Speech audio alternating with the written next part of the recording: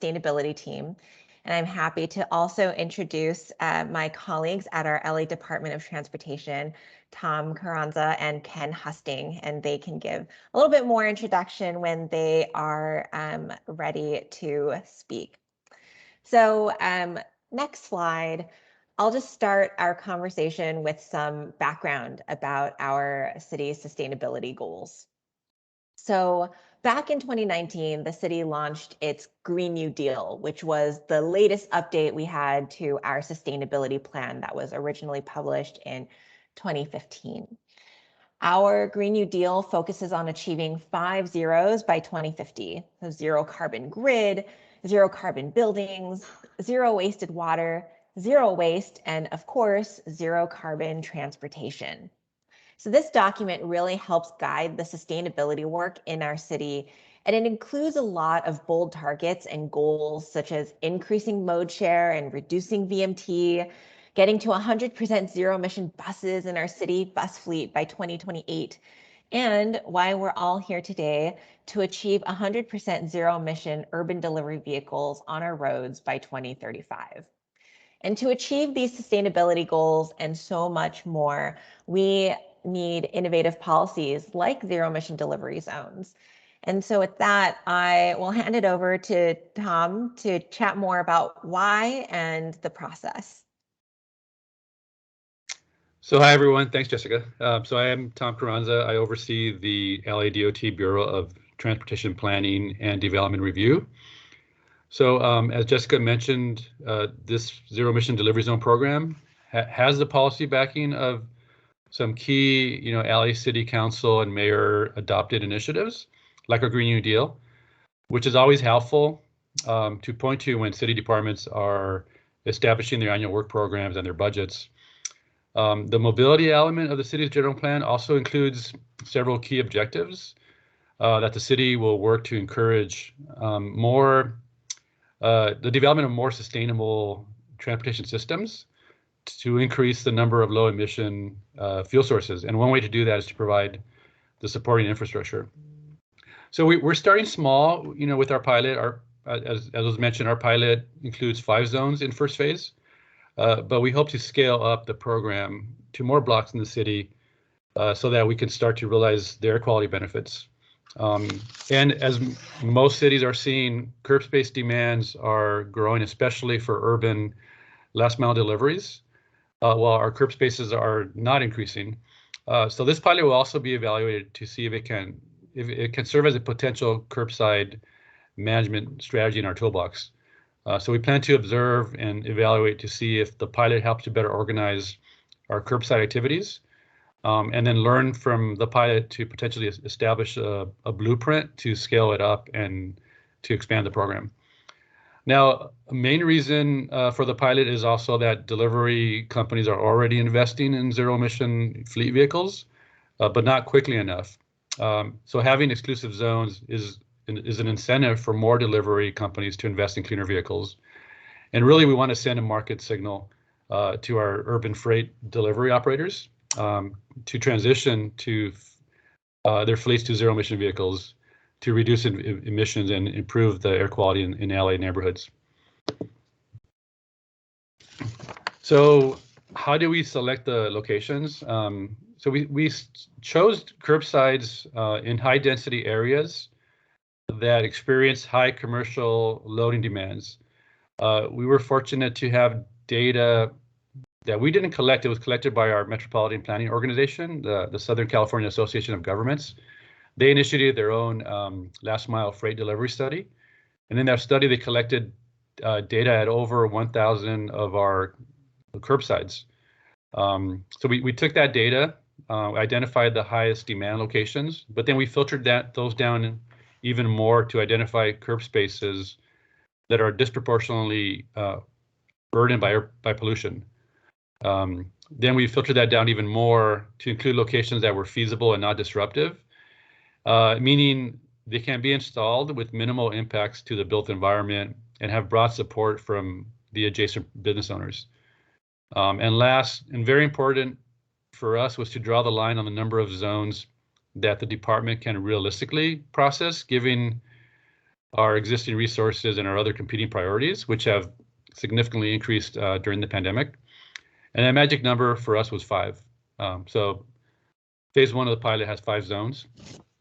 And so conceptually, this is what they look like. You know, when we started engaging with stakeholders, you know, including business owners, elected officials, and delivery companies, you know, we show them this slide. So, you know, it shows the appropriate signage, the payment markings, but continue to use the traditional yellow zones for commercial loading. Each zone is about 20 to 30 feet long. The pavement markings are part of phase 1, but may not necessarily be needed, especially if we scale up the program, and we may need to reduce the cost of installation. So this is the concept, and I'll pass it over to Ken now to show us what they actually look like after installation. Ken? Okay, next slide. So it actually looks pretty similar to what the conceptual design showed. So we're pretty happy about that. Some people may be asking, why didn't we have something that's either a different curb color or something that, you know, just stood out a little bit more. Matter of fact, even when we had our press release or our press event, the mayor did come up to us and ask us, hey, can you make it stand out a little bit more? And unfortunately, we have the California Vehicle Code and the California Manual of Uniform Traffic Control Devices that we're working against. And so we had some initial color ideas. We had some, you know, maybe candy cane striping with the green, yellow, but essentially we are not allowed to do that per the California Vehicle Code. So this is what we came up with, and it seems to be working well. As Tommy did mention, you know, as we continue to expand this, we'll probably lose the pavement markings just because of the cost and the effort that's associated with it. But we want to make sure for this pilot that it continues to be successful. Now, as part of that success, a key element is definitely enforcement. So we were fortunate enough to have the support of City Council, and effective August 2021, we adopted a municipal code to allow our parking enforcement officers to be able to enforce the zones. So as part of the enforcement, you know, we needed to be able to educate the public and the officers. You know, what is a zero emission vehicle? What does it constitute? Now, something that's a little bit unique about our ordinance is that, yes, zero emission freight vehicles, commercial vehicles are allowed, but we're also allowing low, like light electric freight vehicles. So in other words, e-cargo bikes. So if you have an e-cargo bike, you're allowed to park in the lane. And for a lot of our officers, they're just not familiar with necessarily the whole gambit of zero emission vehicles. You know, questions that we received were, you know, does it include hydrogen? What about hybrid? So forth. So we had to draft a memo and explain everything about the zero emission delivery zone to the enforcement officers so that they could go back and educate the ranks. And so for a better part of December, that's what was being done as far as educating the officers. Now, there is also a public education effort that's being done. Is it by LESA, Jessica? Or yeah, LESA, who is reaching out to the smaller businesses and reaching out to the larger public to let them know about the zero emission delivery zones. For quite some time, we had been working with, what's the task force called? I forgot the name, Jessica. We have a zero emission freight work group. Yes, so the work group consists of UPS, FedEx, you know, Amazon, IKEA, a whole host of large commercial companies that use the zero emission lane or used commercial loading zone lanes the most. And so we had been keeping them in the loop all along as far as the progress, our intent, the progress made, and when we actually launched the zero emission delivery zones. So because we had, you know, we're looking to have the companies really get on board with this, we want to make sure that we didn't make it punitive right when we came on board. So what we did is that, and because they're also being installed at different timelines, Our very first one was, November or October, and then the remainder didn't get installed till December. So we just decided that we're going to play it very cautious, and we're going to give what was initially going to be a 2-week warning period, and probably will continue for new ones that come in. We just gave through the end of the calendar year as warnings. And also that helped with the educating our officers to be able to get them familiar with what the different types of vehicles are that can park there. Now, something else that we're doing is we're allowing delivery companies to register their zero emission vehicles. And what we mean by that is we have something called a fleet program. And so it's typically like rental car companies or the large freight delivery companies, UPS, FedEx. They're allowed to register with the city with all their vehicles. And when they get a citation, at the end of the month, all the citation information, everything is just transferred to those companies, and they could go ahead and pay it in bulk. So if they want to go ahead and register their zero emission vehicles with the fleet program, whenever our officer goes over to a zero emission zone and then is about to give that vehicle a citation, the handheld will do a query and find out, is this actually registered as a zero emission vehicle and the officer missed it? If so, it won't let the officer issue a citation for that particular violation. If they're not registered, then there is a potential that maybe one of our officers didn't notice it's a zero emission vehicle and could get a ticket, which of course we'll dismiss once we investigate. So that's just an additional redundancy that we have to be able to protect the companies from being able to get a citation. And as I mentioned earlier, cargo bikes and other light electric freight vehicles will be allowed to park in those commercial loading zones. And really it comes down to, we're trying to reduce carbon emissions. And so obviously those types of vehicles don't generate, any carbon emissions. So we want to encourage that kind of usage in downtown. Next. So the next steps, we're evaluating the pilot. As Tommy mentioned, we have 5 that are installed right now. They haven't been installed too long, so we're still getting early data from those locations. Enforcement training started in December. I imagine it's going to continue through January until everybody's up to speed. The zero emission vehicle registration program, so that's the registration of the fleet vehicles that I mentioned.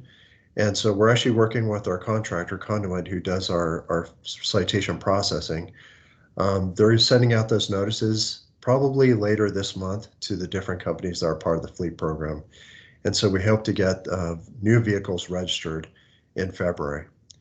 And so we have a number of grants that we've received. And so we're looking to scale up the deployment of the zero emission commercial loading zones across the city. So we have a Department of Energy grant that we received. We have a C40 grant, and I wouldn't be surprised if we get some more money because everybody's really excited about this effort. And so with that, I will end it and open it up to questions.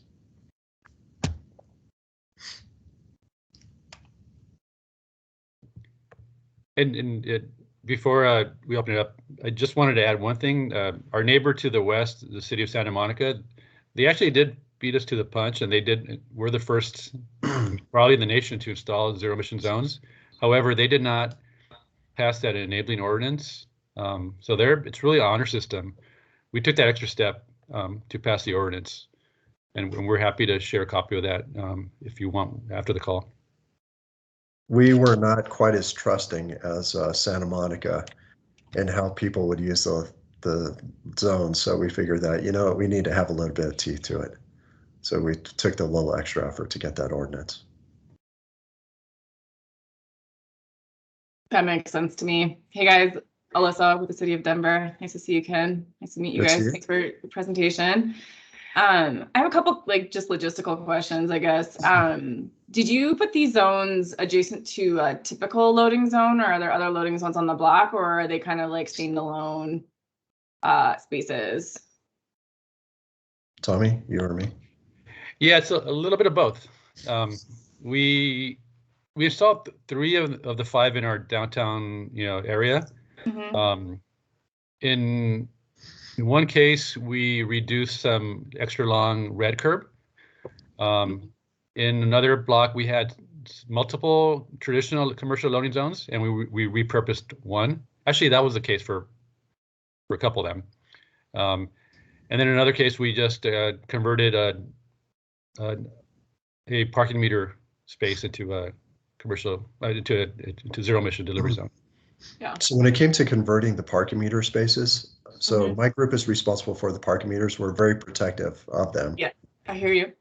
And yeah, and so we made sure that if we're willing to give up one, that it was a relatively low revenue generating, low usage one. So it doesn't mean that there's no demand, but that the impact is not going to be as severe. Because when we're looking at downtown, people are going like, well, why don't you put one there? And it turns out that parking meter generates about $10,000 a year. Right. It's kind of a trade-off. Is it worth it to put this? So we faced a lot of those challenges, just trying to find out where we can balance the demand. Yeah. I had one more quick. Oh, sorry. Go ahead. Just sorry, one other thing. I just realized that one of the locations was interesting. It was at it was a highly densified neighborhood with a lot of retail and commercial office. They had an unused, no longer in use driveway. So it was a curb cut, but it was really just painted red. So we converted that to a zero emission space as well. Yeah, that's great. I guess I had one question real quickly before moving on, but the MPO and how they collected the data, do you know what they used to do that data collection?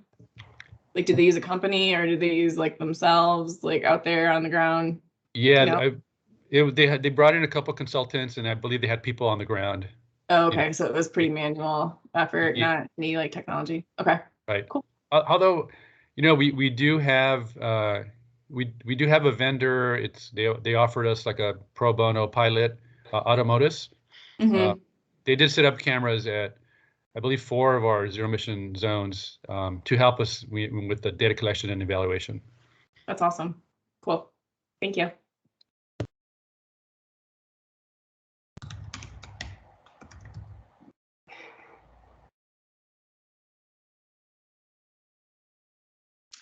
Can I ask my question? By all means. So I'm Tim Coburn. I'm at the Systems Engineering Department in Colorado State. So what metrics for success do you guys have? Are they in terms of money saved, emissions removed, offset? Are those metrics going to be measurable in terms of cost you're going to give up, say in terms of the meters?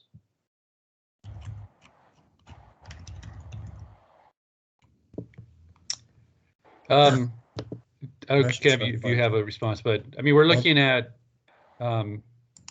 safety, right? One, I mean, we picked some really high demand locations. Are we able to better organize the curbside activities? We're also going to hear, like, Ken mentioned, we meet with the several of the delivery companies. I'm sure we're going to hear from them if it's working. So it'll probably be more anecdotal than real data. We'll look at citation data to see if what the compliance rate is. We haven't really identified specific performance goals. I mean, air quality is a factor, but we won't really realize that until we have a significant scaled up program. It's really a lot of those metrics will be identified through the Department of Energy grant. That's going to be the bigger effort.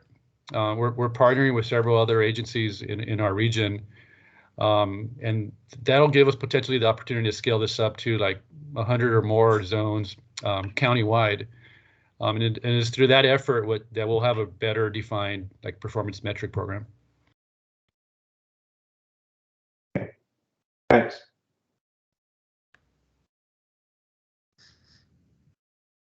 And I'll stop sharing unless anyone wants me to go to a particular slide.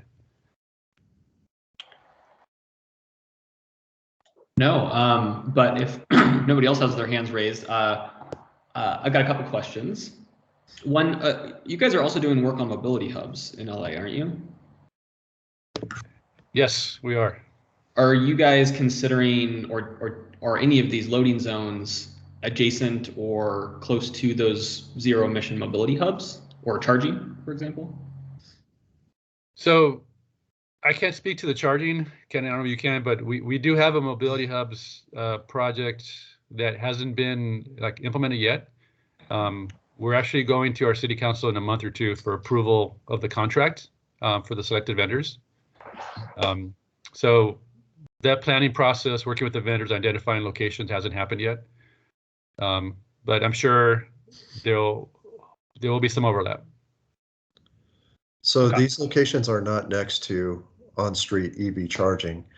We did consider putting chargers like in the long term at different locations, DC fast chargers.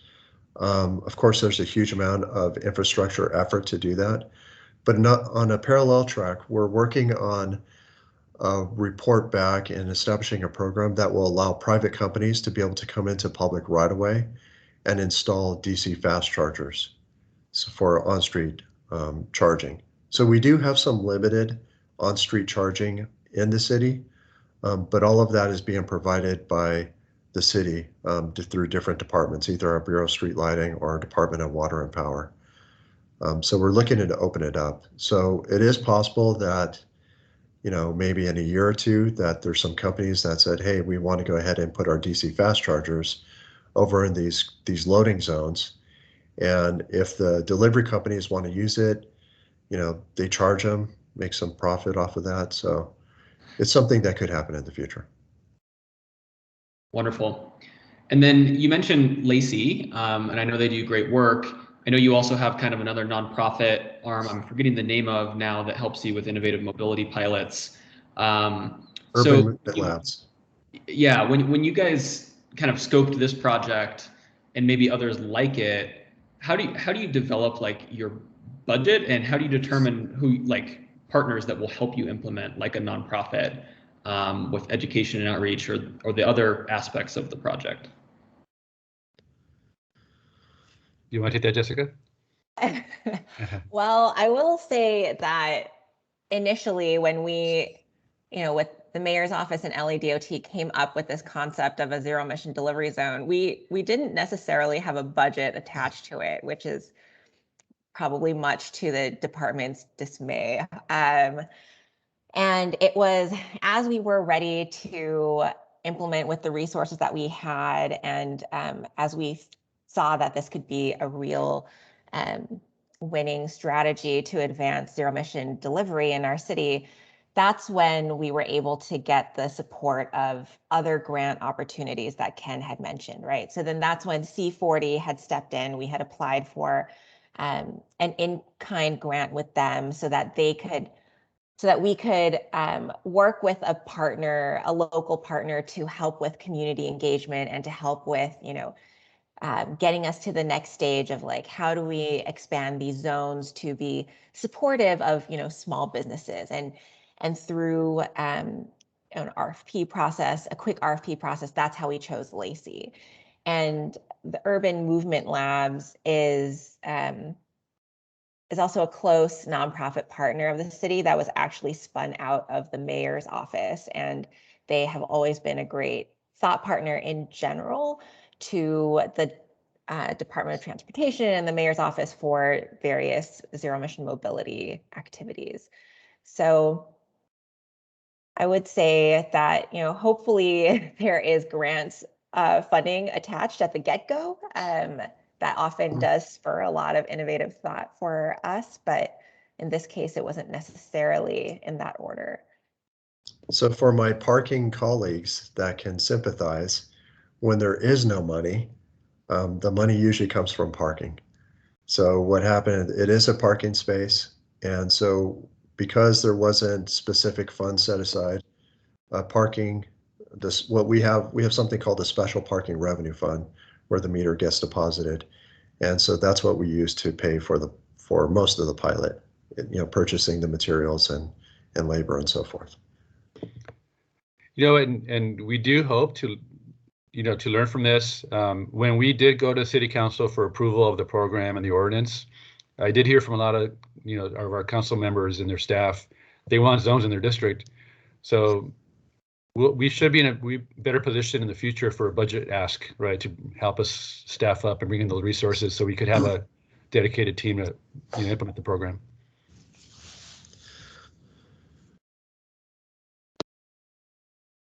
And I had one quick question as well. Jessica, I know we spoke about kind of the costs at one point. I'm not sure if you outlined exactly how much it was, but do you have kind of like a total of how much it ended up costing for the 5 zones and, what that included, and what like members of the team were involved? And then I guess to close out, it'd be helpful to kind of hear if you have any tips or lessons learned that you could pass along for us to consider here in Colorado. Defer the cost to LADOT folks. Tommy, didn't you put together the cost? Yeah, we put a very detailed cost of what it would take for us to scale this up for the Department of Energy grant. And we identified that as our in-kind contribution to the grant. We estimated in this round, phase 1, it was Jessica, Ken, and I meeting weekly, right? Making sure we're moving forward, we're looking at the data, we're identifying the best locations, we're doing the outreach. We didn't add that up, like that cost. It was just our time. But as far as like the hard installation costs, we estimated, Ken, it was about $5,000 per zone. So it turns out that a large cost, I mean, obviously labor is a huge cost, but the stenciling, the thermoplastic stenciling is actually pretty expensive. And so it starts to add up. As far as lessons learned, I think one of the biggest challenges that we had was getting, support, whether it's through the Chamber of Commerce or like the Business Improvement District or even adjacent business. So these locations weren't necessarily our first choices. A couple of them were, but we did have to move them around because we had, building management come out and just object to it. We found their complaints maybe not necessarily have complete merit, but we didn't want to pick a location that right from the get-go was going to have obstacles and have the community against it. And so we wanted to have willing participants. We wanted the support of the community. And so it took a little bit of effort to find the different locations. So I'd say spend a little bit more time on the outreach, just at least for the pilot. The city, we have the right that we could have gone in and just said, okay, we're going to take this space, we're going to convert it. It's perfectly within our authority. But we didn't want to sandbag the pilot. Yeah, and just one more tip.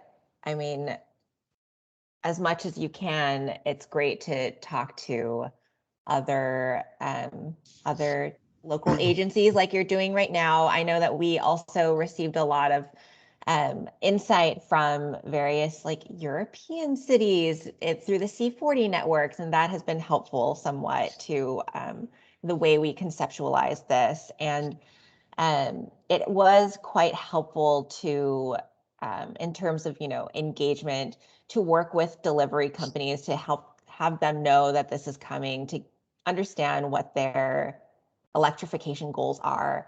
And also, we had support of our, some local nonprofits like LESA and like the Urban Movement Lab and also CalStart. And that has all been really helpful in building the momentum and support needed to take this to a bigger stage. By the way, there was one other thing. When you be sure you have a little bit more final design of what you're proposing, because Tommy and I had a rendering that had more of a candy cane approach, and we discussed it, then we backed away from it, but it turns out that got out to the film industry. And so the film industry, they film in downtown LA, and that looked so, because a lot of times they used to like portions of downtown LA to be New York. And so it just would have stood out, and then they got all up in arms, and then they came after us full force, that were ruining the film industry, shooting in LA. And it turns out we had long walked away from that design But they were so hung up on it, it took us a little while to get them going like, no, we're not doing that. What we're putting in looks like every other commercial loading zone. It's going to be fine. So just be careful what you share until it's really ready. So that was another little problem that we had. Yeah, and that was my bad. I think I did that presentation to like a downtown business owner association, and there was someone from Film LA there. They saw the striped, curbside, and they also misinterpreted. They thought it was a whole block. It was going to be a zero emission zone, and these nice striped curbsides, and they thought we want downtown LA to be any urban city in the world, and this is very LA specific. But we squashed that pretty quickly. It's only 20 feet, and it'll be traditional yellow. Yeah. So you never know what kind of obstacles you're going to come across, because we didn't see that one coming. That feels like a very LA thing, honestly. I have that quick question though about it makes a lot of sense to work with a lot of the larger, the UPSs, the FedExes, the Amazons, all those big delivery companies.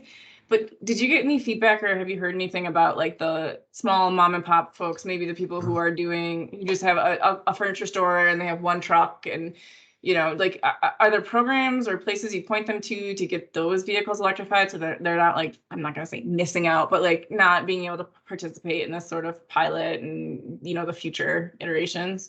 Does that come up at all yet, or? I'll start. That has come up.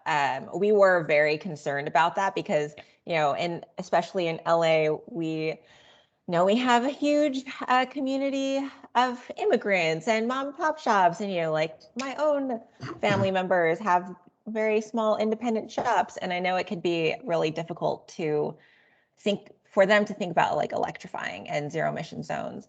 So that's part of what the C40 grant, so our work with LESA, the LA Clean Tech Incubator, is addressing. So they have been on a mission to talk with and get perspectives from small businesses, specifically in downtown LA, because we know we're probably going to ramp up a lot of the curbs there. And through their conversations and through some, like demo days planned in the near future, they'll have some recommendations for programs and policies that the city of LA can implement that will support small businesses as they look to electrify, and so that they can also take advantage of the current zero emission delivery zones and also future zero emission delivery zones too. So hopefully, now we only have 5 and it's not a huge burden to these small businesses, but in combination with that DOE grant that we alluded to, and continuing to expand these zones, hopefully small businesses will become more at the forefront. And just as well in our engagement with the different business districts and whatnot, we also hoped that they delivered the message appropriately to the small businesses in their communities. And so far we had not heard a whole lot of pushback from them, but correct me if I'm wrong. No, and I think that has to go with, we were very selective with the locations that we're considering. We didn't want to take away an existing commercial loading zone unless there was another one nearby. And so the locations that we picked were, as Tommy mentioned, red curb, abandoned driveway, converting a low usage meter, or a location that had,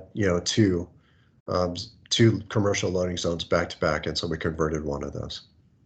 So they shouldn't see much of an impact right now. But going forward, that's going to definitely be at our forefront of our thinking.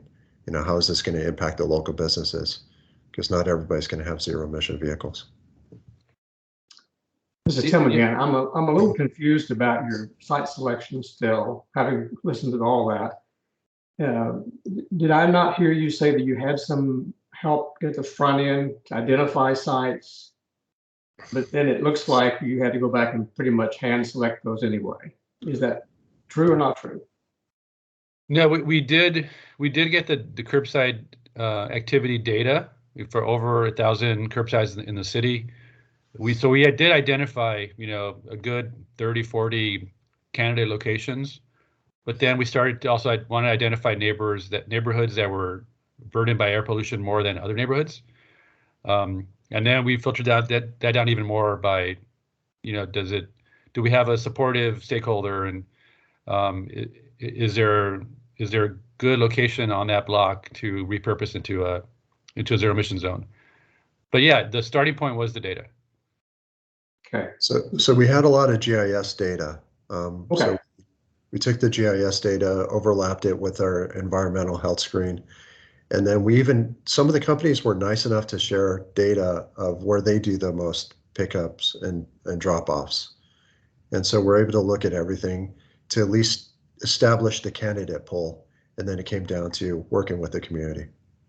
Yeah, it's just, just seemed like there at the end that you were saying that you had more pushback on from various contingencies that you didn't expect, and that might have influenced why you picked the sites more than anything else. So yeah, and fortunately we had a good candidate pool to pick from, so we were able to go ahead and shift from our top choices. okay. But it will present a challenge going forward.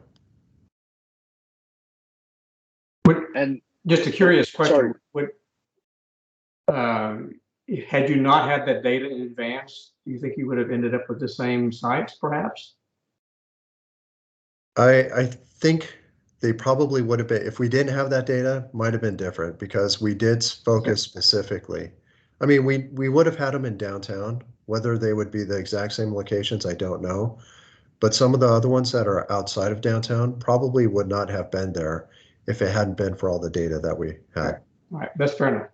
Thanks. Yeah, and just to add to that, during stakeholder engagement in our presentations, we did hear from a lot of the business groups, you should look at this block. This will be a great candidate. So we did add that to our pool, and that's something we're going to look at in the future. That again wasn't based on the data, but it was recommended by a stakeholder. And I know if the City of LA team needs to jump, totally understand, since I know we planned maybe for 30 minutes, but appreciate you staying. I did have one question to jump on if you still do have the time to stay on. Yeah, still have time. Okay. So to add on to that question of, zero emission delivery vehicle access for, small and medium businesses. Obviously you have that coordination with LESA. You're kind of down the road from the Santa Monica zero emission delivery zone, where they're piloting this, first in the US electric vehicle truck share, which is something that we're talking about incorporating potentially the LESA idea here in Colorado as an opportunity for small and medium-sized businesses to be able to kind of access and gain education and awareness to these types of vehicles without having to install the charging infrastructure beforehand and commit all of this additional funding before they're able to kind of trial them and use them for some of these spaces. Curious if you've thought of that in conjunction with the upcoming grant, maybe also considering an electric truck share. And, we have someone on the line from Lightning as well that's involved in the delivery zone there in Santa Monica and fluid trucks. So curious of that. Yeah, I mean, I think we're open to ideas. It will depend.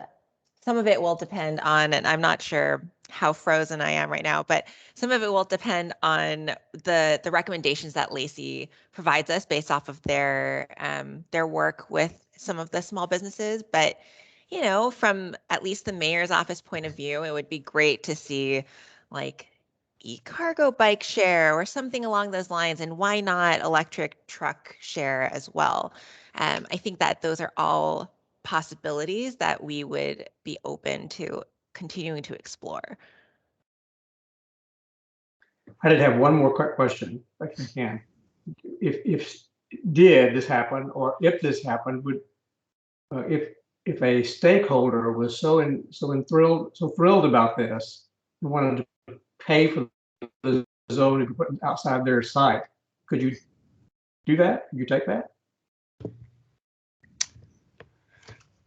Well, putting on my development review we could through that process. I mean, we do have a way of accepting developer contributions to do street improvements or upgrade our bus shelter.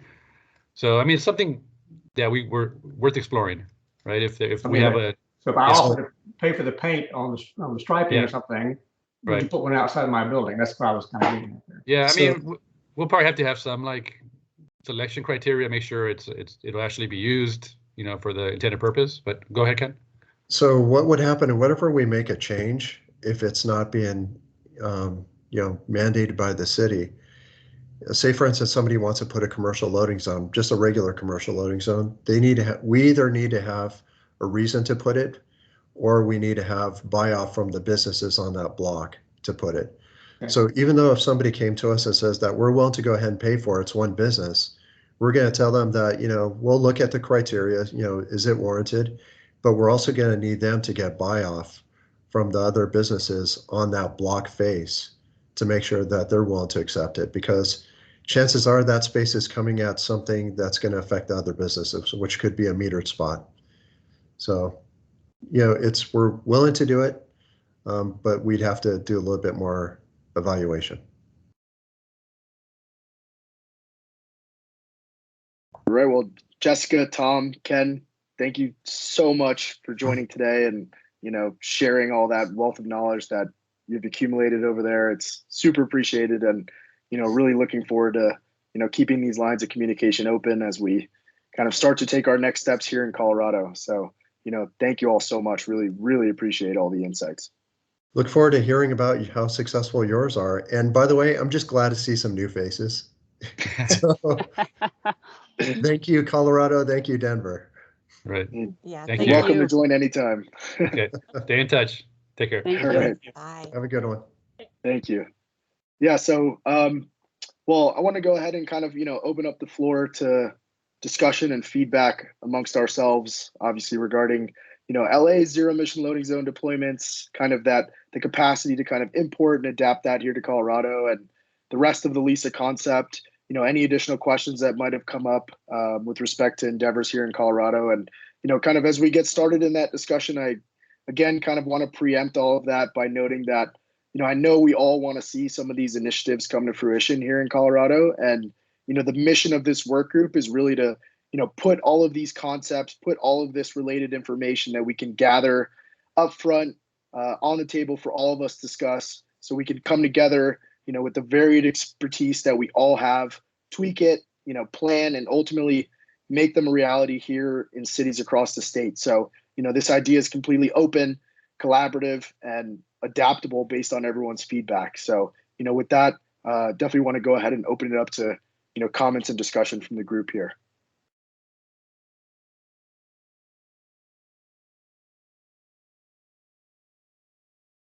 Phil? Thanks, and hi all. I'm with City PHE, and I'm putting a link in the chat to the new Clean Fleet Enterprise that was created from the big transportation bill last year, one of 4 transportation enterprises. And this is much more about vehicles than it is about delivery zones, but let's get clean vehicles to those zones.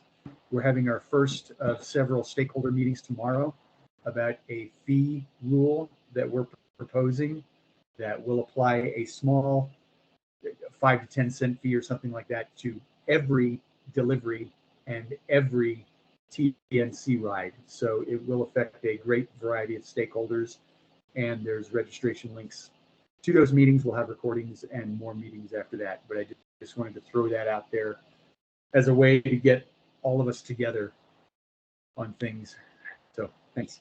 Phil, quick question on that. Are you all considering any exemptions for zero emission vehicles to that fee?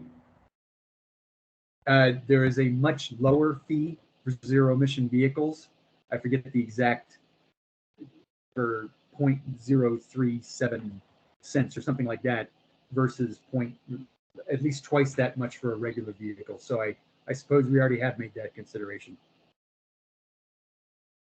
And Phil, to add on to that thought also is, with respect to the fleet enterprise, obviously I would think that there's a pretty good amount of engagement with fleets, around the area.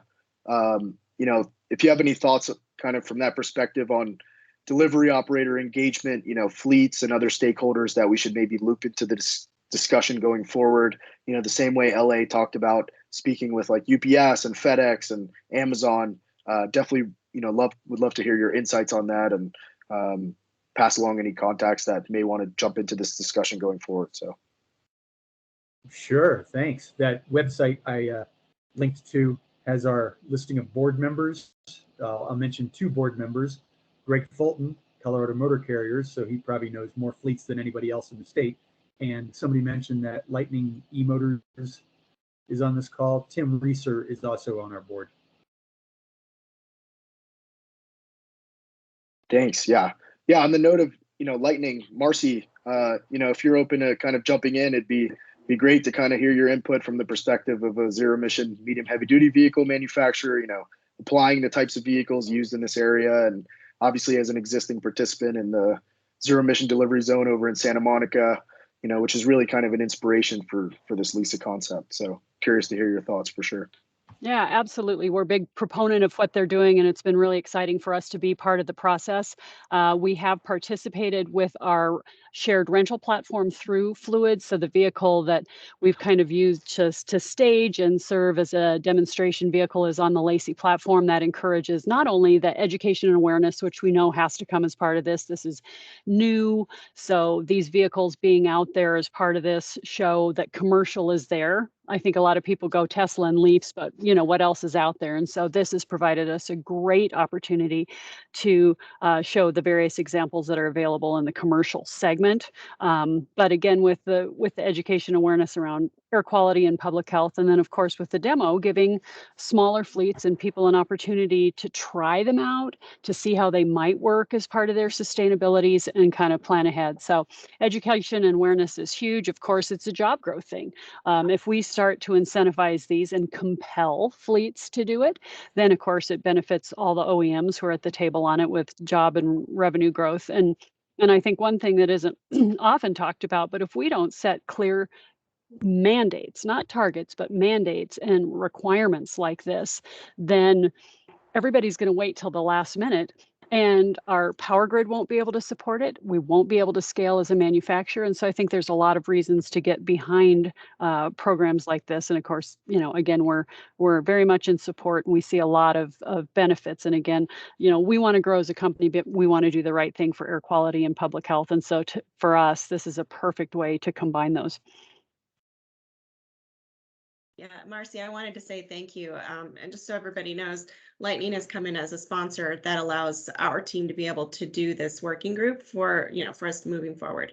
So just, complete transparency there, but I appreciate that. That really gives us the space to be able to do this work. So thank you for making that happen. Yeah, excited to be here. And definitely wanted to open it up to anyone else that has a comment. Tyler, definitely would love to hear your thoughts on the concept if you're open to sharing as well. Any input regarding kind of smart city aspirations here in Colorado and the potential for such an area to kind of serve as an incubator of sorts, for zero emission innovations and other such opportunities out there. Definitely curious to hear your thoughts on, next steps and considerations. Sure. I know we only have 5 minutes, so I'll try to be brief. But first of all, thank you for organizing this. I think hearing directly from the city is super important, and the logistics and the time and the process that they went through in order to open that up. I think I'm always one for kind of pushing the envelope on what others have done and learning from them. And there's just so many different models doing this type of innovation across the country. You mentioned Santa Monica. There's Peachtree Corners in Georgia. There are a lot of different models where cities have turned sections of the city into innovation zones and targeted it towards e-mobility or towards delivery. And I think there's also an enormous opportunity here to grow Colorado as an economic development hub for companies that are growing in this space. Obviously, Lightning, they've been here for a long time and are seeing a lot of success. But I talk to companies, every day, especially in the e-mobility space, that are new and are looking for opportunities to test and to partner with cities to do testing. And so if we could attract them here and have them grow here, I think there's also a huge economic development opportunity and accelerator models. And so whether we're looking at just zero emission mobility loading zones, which I think would be a great place to start, or combining those with zero emission mobility hubs that provide charging. Santa Monica has all sorts of testing of autonomous delivery robots, of micromobility solutions, and I think we could go beyond what LA has done and really pinpoint Denver, or another community, doesn't have to be Denver, here in the region as the place to come and test and develop products that align with the goals and mission of that jurisdiction. Yeah, I mean, that brings up, kind of the point that I'd love to jump into. James, I see you're still on the call if you're still available, but I know Denver's already kind of initiated on its path towards a smart zone pilot, potentially incorporating green loading zones as well, which really then opens up additional opportunities, like Tyler mentioned, when it comes to that third phase of LESA, involving establishing public-private partnerships to assist in deploying a mobility and a charging hub in the region, synced with some of the existing EV car share pilots in Denver, and the potential for the state's first EV truck share, which would be huge.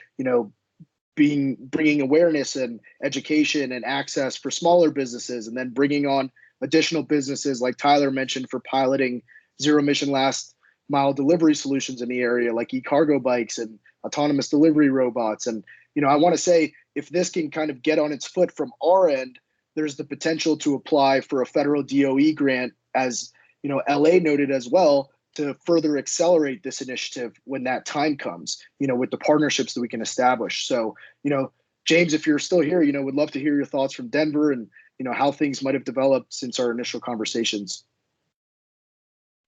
Yeah, I am here, and this was exciting to learn a little bit more about kind of what LA is doing and potentially what we could do. We have had some internal discussions. We actually are talking about this again here in 2 minutes. But in particular, to kind of some of the things that are currently going on related to kind of smart zone pilots and that, we're actually lucky enough that Alyssa is on the call. And she's leading that department in that effort. I just kind of assist and throw random good ideas at her, and she, accepts them when she's feeling good. So I'll actually take the floor to you, Alyssa, if you have any update on that realm. Yeah, and also, I'm sorry, I have to run to another meeting here in a second, but we're working towards a smart zone pilot. I think my general takeaway over all of this is, I think that what the city of LA did, we could do pretty quickly and easily. What I want to know more though, and like figure out like how we manage that, is like what the outcome is supposed to be and what we're trying to work towards. Like, I don't want to just put these in somewhere, because that is like the worst way to like build confidence in anything. I really would like to have what the metrics are, what we're trying to do, how we're trying to engage. Like, there's got to be a plan behind. I think that the actual implementation of it is like no big deal. I mean, that sounds easy. And what they're doing particularly is pretty easy. Like, we can do that. But what I don't want to do is start something that we don't have a really clear outcome for, and like how this builds onto the next thing or whatever. So I think that's actually where I would love to have more information, and like more of a like if we're looking at granting, or if we're looking at like how we are building this pilot and how we are building these metrics, so that we can truly like understand like what's happening. So apologies, I got to run, but thanks for including me. Yeah, thanks so much, Alyssa. We'll definitely keep you in the loop going forward. So yeah, I want to thank everyone again for attending today. I know on that note, I guess just to mention, Tim and Tom from CSU did mention at one point kind of there's some air quality, real-time air quality measurements that could start to be taken. So that's an option in terms of starting to measure the metrics involved with this. And, in terms of next steps, really quickly, our plan for the following discussions is to loop in, more municipalities from across Colorado, continue to bring in different cities from across the U.S. that are implementing some of these pilot measures, so we can hear more about the execution of these projects, any tips, lessons learned, best practices, and really further inform, how we can begin to import some of these ideas here to Colorado. So, if anyone has suggestions on specific speakers you might have in mind to bring into next discussions, individuals or municipalities that should really be a part of this conversation going forward, thoughts regarding considerations you feel will be valuable, let us know your input as we close out. I'll send a follow-up email to everyone to keep you all updated on the next meeting to come, and just wishing everybody a great afternoon. Appreciate y'all joining. Thank you. Thanks, everybody.